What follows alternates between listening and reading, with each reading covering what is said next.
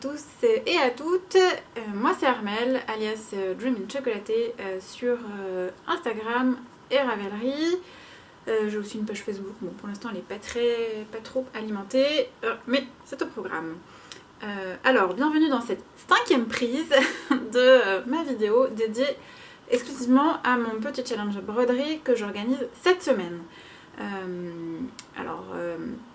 Je vais essayer d'être concise parce que j'aimerais pouvoir mettre cette vidéo sur YouTube et sur Instagram. Et je crois que les IGTV, c'est 10 minutes maximum. Donc je vais peut-être parler un petit peu vite, mais j'aimerais bien caser la plupart de ce que j'ai à dire dans cette vidéo. Donc on va pas traîner et on va rentrer tout de suite dans le vif du sujet avec ce que je vous propose de broder. Sur les autres prises, je m'étais présentée et en fait à chaque fois je m'étale plus de 10 minutes. Donc je vais couper cette partie. Pour les présentations, je ferai ça sur une autre vidéo. Ce sera plus simple parce que là j'aimerais vraiment juste vous parler du côté pratique de ce challenge. Donc le challenge broderie, je l'ai appelé Embroidery in Chocolaté. Donc c'est le hashtag qu'il faudra utiliser pour partager vos créations. Je me suis même abonnée au hashtag, chose exceptionnelle. Donc je verrai toutes vos publications. Oui, parce que des fois je crée des hashtags et puis je pense pas à m'abonner, donc je vois pas du coup si vous publiez sur cet hashtag. Alors des fois j'ai des petits éclairs comme ça et je me dis ah peut-être si j'allais voir ça, et du coup je découvre plein de publications. Donc c'est une joie, une grande joie à chaque fois de découvrir toutes vos publications. Donc voilà, je m'égare encore. On sort encore du sujet. Bon, alors, la broderie que je vous propose de broder, ce sont ces petits oiseaux qui tiennent une guirlande de fanion dans le bec. Alors, le challenge, moi j'aurais peut-être dû commencer par ça. Bon, bref. Aujourd'hui, nous sommes le lundi 7 décembre. Le challenge commence mercredi 9 décembre et se déroulera jusqu'à dimanche à la fin de semaine. Donc 9 plus 5. Jusqu'au dimanche 13 décembre, je pense. Pendant toute la durée du challenge, le patron sera disponible en téléchargement gratuit sur ma boutique Payhip. Donc ce sera juste le motif à décalquer qui sera disponible en téléchargement gratuit. Et une fois que le challenge est fini, le patron basculera en téléchargement payant avec bien sûr toutes les instructions qui auront été rajoutées entre temps. Donc j'ai prévu une publication par jour et par point. Donc de chaque publication, il y aura l'explication du point, où est-ce qu'il faut le faire, des petits conseils. À la fin du challenge, toutes ces publications seront supprimées puisqu'elles seront basculées dans le patron payant. Je vais essayer de les publier, je pense que je les programmerai pour le matin, comme ça vous laisse toute la journée, vous pouvez le faire à n'importe quel moment. Et puis si vous commencez, que vous pensez ne pas avoir le temps de finir, vous pouvez toujours faire des imprimes écran des publications pour avoir les instructions et pour avoir le temps de le finir à votre rythme. Voilà, là je pense que c'est pas mal côté organisation. Alors c'est juste un challenge pour se faire plaisir, il n'y a rien de particulier à gagner. Je pense peut-être quand même envoyer par mail une petite surprise de celles qui participeront au challenge. Donc sur Payhip, pensez bien à cocher, il y a une case quand vous téléchargez, c'est recevoir les mises à jour ou quelque chose comme ça. Donc pensez bien à la cocher, comme ça je pourrais envoyer par mail le petit truc. Rien d'extraordinaire, mais voilà. Donc, la broderie. Donc, je vous ai déjà parlé sur Instagram des différents supports. Moi, voilà, j'ai brodé cette petite, c'est la version petite du motif sur un t-shirt. T-shirt que j'ai cousu, c'est le t-shirt Arsène de chez Machine, qui était un patron gratuit à l'époque. Mais la marque chez Machine n'existant plus. Le patron n'est plus disponible. Mais vous pouvez la broder sur un t-shirt du commerce que vous avez si vous ne savez pas coudre, ou sur du tissu chez Netram.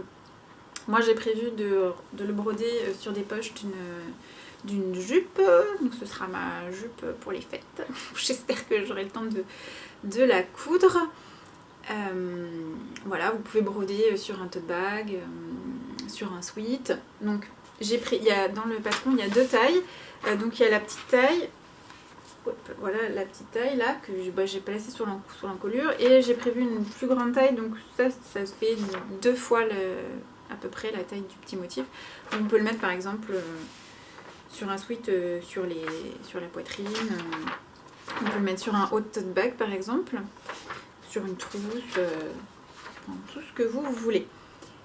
Voilà, donc la première étape, ce sera de télécharger le motif, de l'imprimer, et après il faudra le décalquer. Alors, pour vous faciliter la tâche, je vous conseille d'utiliser du Solufix. Donc c'est un stabilisant autocollant. Donc voilà, que ça se présente comme ça. Et soluble dans l'eau. Donc en fait vous décalquez votre motif. Moi je sais pas si on va le voir, mais normalement je me rends pas compte si on voit bien.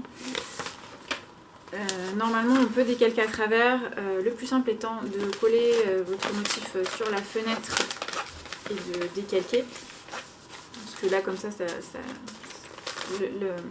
l'arrière est un peu épais, donc on a du mal à voir. Donc on décalque. Alors pour décalquer, moi j'utilise des stylos friction, comme ça. Donc c'est des stylos effaçables. C'est bien pratique parce que ça évite de mettre des bavures sur votre tissu si jamais. Moi j'utilise que ça pour la couture, pour la broderie, c'est super. Le Solufix n'est pas indispensable si vous n'utilisez pas un tissu mou ou élastique. Moi pendant longtemps j'ai décalqué mes patrons de broderie avec un crayon papier et du papier calque. Alors oui, ça prend plus de temps, mais c'est faisable. Si vous utilisez un tissu qui est assez stable, une toile de lin, vous n'êtes pas obligé. Le Solufix, il est par contre indispensable, enfin oui il est indispensable pour les tissus extensibles. Si vous voulez broder sur du t-shirt ou sur un sweat, il faut utiliser un stabilisant pour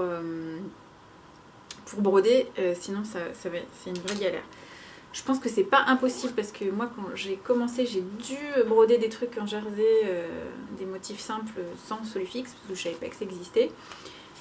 C'est pas impossible mais c'est compliqué. Qu'est-ce que je disais? Oui.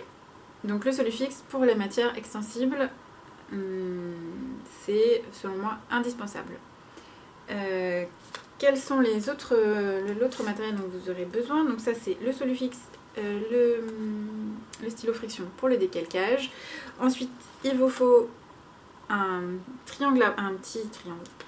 cercle à broder, alors plutôt une petite circonférence.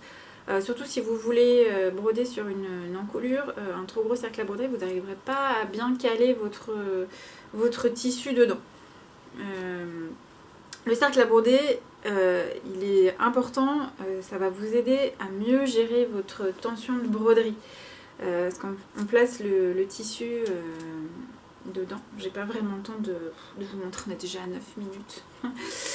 Et ça va couper dans 3 minutes parce que j'ai plus de place sur ma carte mémoire. Bref, le cercle à broder, il est très important parce qu'il va vous permettre aussi, en plus du stabilisateur, de bien tendre votre tissu pour qu'il soit plus stable et vous aurez une meilleure tension avec.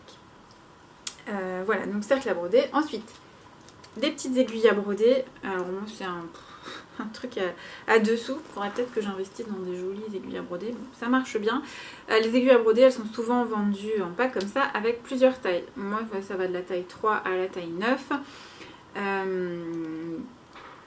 L'aiguille à broder, donc la taille de l'aiguille à broder sera à choisir en fonction du tissu que vous brodez. Plus le tissu est fin, plus il faut prendre une aiguille fine. Et à l'inverse, plus c'est gros, plus ce sera une aiguille un peu plus grosse.